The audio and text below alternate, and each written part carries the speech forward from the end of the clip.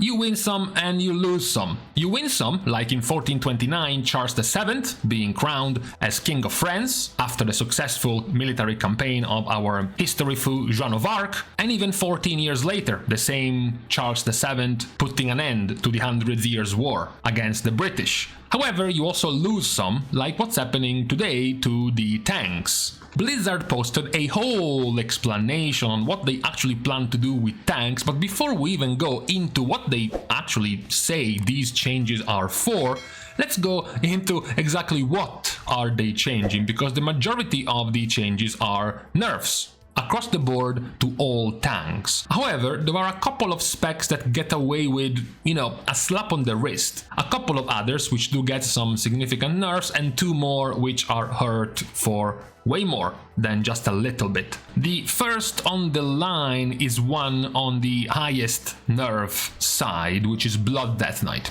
However, luckily to Blood DKs, this is one of the largest nerfs. However, it is also the strongest tank, so the nerf doesn't have nearly as big of an impact because of how strong they were to begin with. Many of these changes are just very small percentages, like Bone Storm, which you weren't taking to begin with, healing you for 2% of your maximum HP instead of 3%. Blood Drinker is slightly less damage reduction. You have Everlasting Bond, increasing the duration of your dancing rune weapon by 2 fewer seconds. You have Null Magic, reducing the magic damage taken by 2% less, 2 less runic power on your runic attenuation. The largest of the changes is that now Death Strike can only heal the Death Knight for a percentage of damage taken from a given damage event once, and only once. So with the help of our painting skills, this means that if the rate of damage you are taking looks something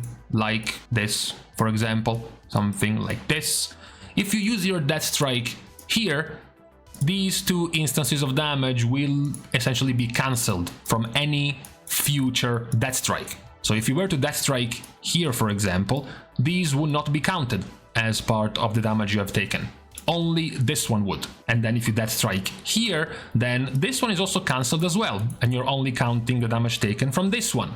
So each individual hit of damage you are taking can only be counted as part of your Death Strike healing only once. As well as the other one, in terms of preemptive damage reduction, Blood Shield's cap is now 50% of your max HP instead of 100% of your max HP, which is not nearly as big because you would rarely be reaching the cap, especially in big high damage intake Mythic Plus pulls. This one is more dangerous, especially to certain features of your kit, like for example Purgatory. Now you can no longer furiously spam Death Strike if you proc Purgatory trying to heal yourself back up, because you have just removed all of the previous instances of damage in a single Death Strike, meaning you can't try to heal yourself nearly as much. This is a nerf more for single huge hits. Single mega tank busters. You're not suffering nearly as much from what we mentioned before being the bane of tanks in Mythic Plus very often, which is melee auto attacks. Dozens and dozens and dozens of melee auto attacks happening every few seconds from the big pools of Mythic Plus. It's mostly for the larger single hits for Blood DK, which is still a significant hit, but as we mentioned, Blood DK was amongst the strongest tanks right now in the beta, and the strongest one in Mythic Plus, for example. So yes, it's a big nerf, but it's not as hurtful because you were already strong to begin with. Now, what perhaps hurts even more, for example, is the one to Vengeance, because the nerf to Vengeance is arguably slightly smaller than the one to Blood, but Blood was stronger than Vengeance right now. So in the end, these nerfs to Vengeance end up hurting Vengeance more than the ones to Blood. Again, it's a set of small numbers here and there, like Live by the Glaive only restores 2% of max HP instead of 4, Demonic Words give you 2% less damage reduction, Down in Flames reduces the CDR of Fairy Brand by 3 seconds less, Metamorphosis gives you 10% less HP, Soul Cleave healing is reduced by 20%, which doesn't matter because you weren't actually healing with Soul Cleave. That's not the part that you cared about when you use Soul Cleave. Dark Glare Boon now refreshes less of a cooldown of your Fel Devastation, giving you slightly less Metamorphosis uptime, and then even less incentive to run an already nerfed talent like Illuminated Sigils, now giving you even less parry. So as mentioned, none of these are particularly big either for Vengeance, likely perhaps more impactful to the ones for Blood because of how powerful Blood was already compared to the state of Vengeance. Now we talk, however, about the biggest set of nerfs, arguably, and also to a tank that perhaps had its players just starting to hook up on some copium on possibly being good in the first season of The War Within, which is Guardian. Guardian does have, flat out in terms of numbers, the largest nerfs given to tanks in this set of tuning. You have Frenzied Regen nerfed by over 50% in the amount it can heal. More of your healing is nerfed for your Arcano Bear Eluna's Chosen build, where Eluna's Favored also heals you for almost 50% less. You also have the group healing nerfed by 50% because after the wildfire triggers with 50% more rage required. You also have passive tankiness nerfed with Earth Warden, reducing even less damage. You have more cooldown. Not only was Frenzied Regen nerfed in how much it heals by 55%, now it is also available less often because the CDR is reduced. You also have reduced CDR of other defensives like Barkskin because Survival of the Fittest, the CDR reduction for your CDs is also nerfed, and those were the biggest ones. Others were talents not nearly as powerful or talents you weren't already really taking, which is what perhaps makes it even more weird to nerf it, as well as another talent you weren't taking, for example, in the Eluna's Chosen build. This is quite large of a set of nerf for Guardian, especially because of the ones we just mentioned in terms of the healing you are receiving to some of these talents. The current version of Guardian, talking about what was just nerfed, Frenzied Regen is nerfed by some 60% in the amount of times you will be able to use it, plus the actual amount of healing it will do. Eluna's Favored was nerfed by 40%, so this one goes down to here, this one goes down to here. Earth Warden was also nerfed by some 10% as well. So overall, in terms of flat numbers, the nerf to the self-healing of Guardian is the largest one across all tanks right now in this set of tuning. Unfortunately, also their damage is being nerfed because Ursoc's Guidance reduces the cooldown of Incarn from 1 second per 20 rage spent to 1 second per 25.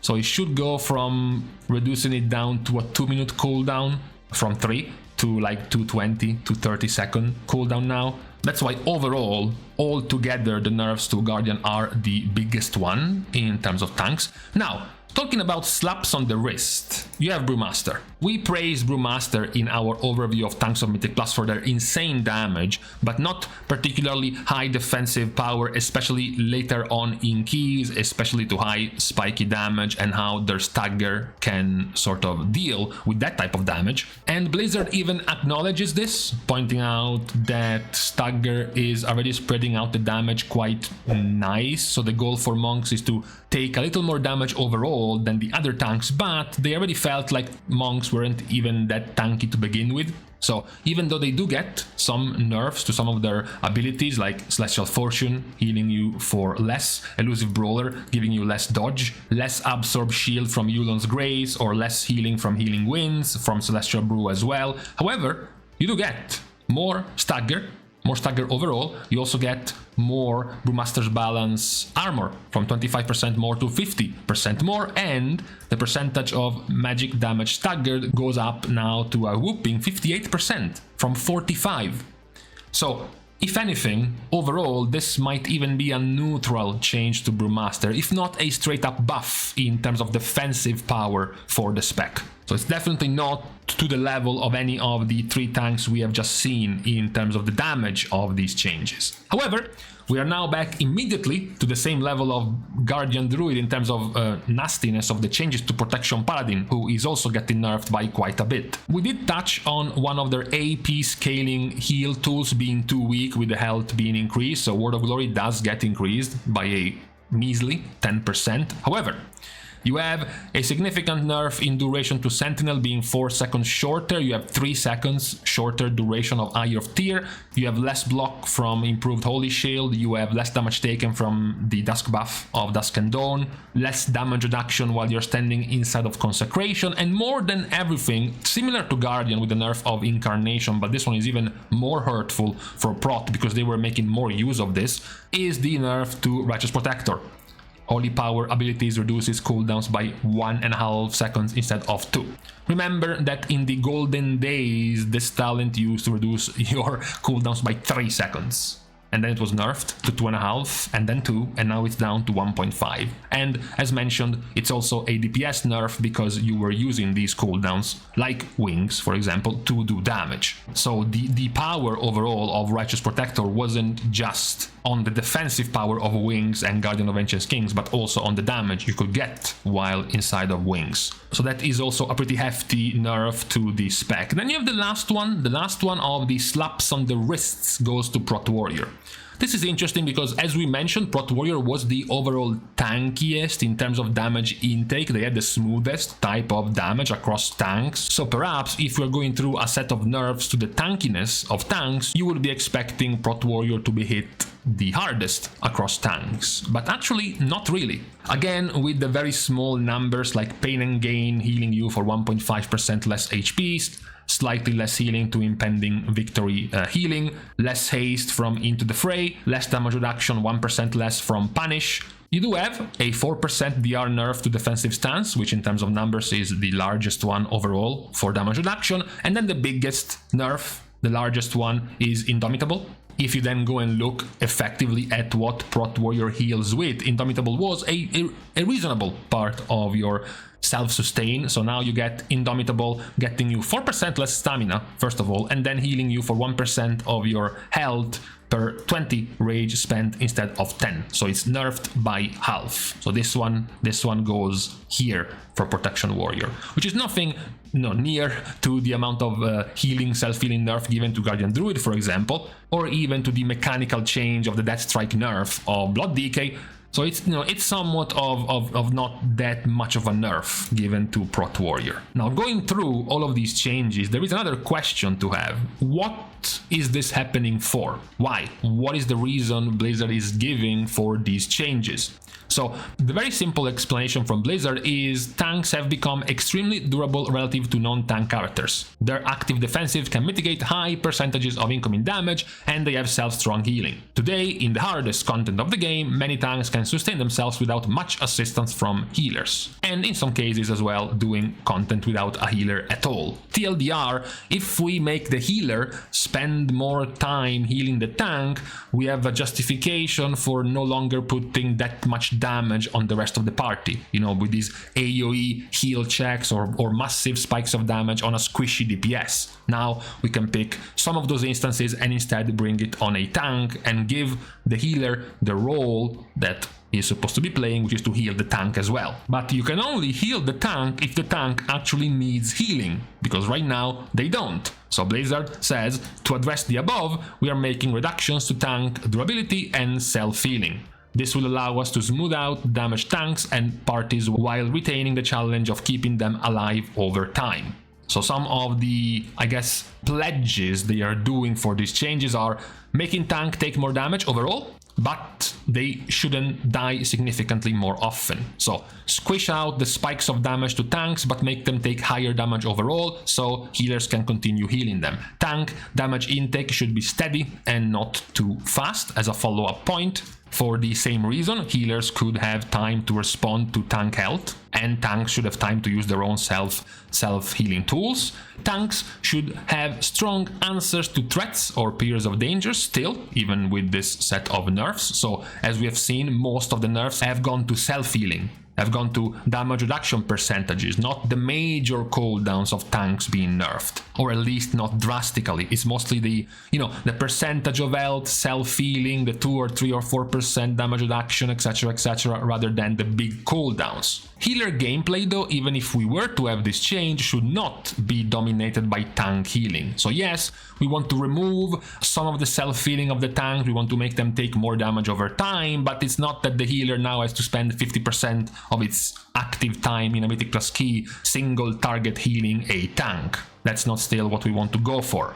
And lastly, tank gameplay should not significantly change or require actions like kiting. So it's not that just because we make the tanks weaker now the meta is run away. Now the meta goes back to being jump into 3 Mythic Plus pack, pop your cooldowns for 20 seconds, and when your cooldowns are over, you run. because you can't live anymore. So we still don't want to promote that kind of gameplay. Now listen, the general reaction to this is it's positive if it actually works. You know, it's positive if many of these pledges end up being actually true, right? Because right now, the only change that we are seeing is the set of nerfs to tanks. All of the rest has not really been seen so far. For example, things like tanks will take more damage overall, but they shouldn't die more often, and tank damage intake should be steady and not too fast. This is completely false right now in Mythic Plus, for example.